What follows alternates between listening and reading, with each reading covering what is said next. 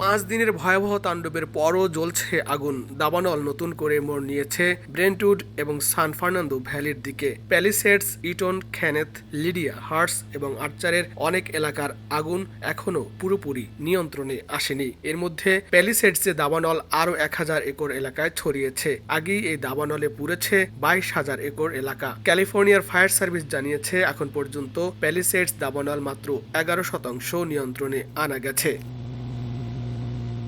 দাবানলে স্থানীয় সময় শনিবার পর্যন্ত বেশ কয়েকজনের মৃত্যু হয়েছে।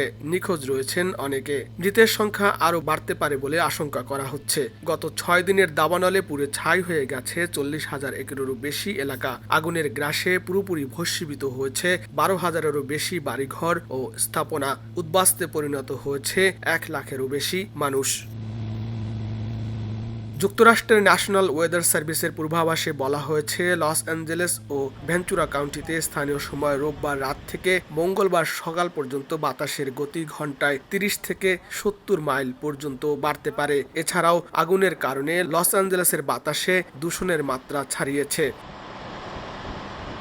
অস্বাস্থ্যকর বাতাসের জন্য স্কুল কলেজগুলো বন্ধ রাখার নির্দেশ দিয়েছে স্থানীয় প্রশাসন। জরুরি প্রয়োজন ছাড়া ঘরের বাইরে বের না হওয়া এবং বাসিন্দাদের মাস্ক পরার পরামর্শ দেওয়া হয়েছে। যুক্তরাষ্ট্রের জাতীয় আবহাওয়া অধিদপ্তর আগামী সপ্তাহের জন্যও লস অ্যাঞ্জেলেস ও সংলগ্ন এলাকায় অগ্নিকাণ্ডের সতর্কতা জারি করেছে।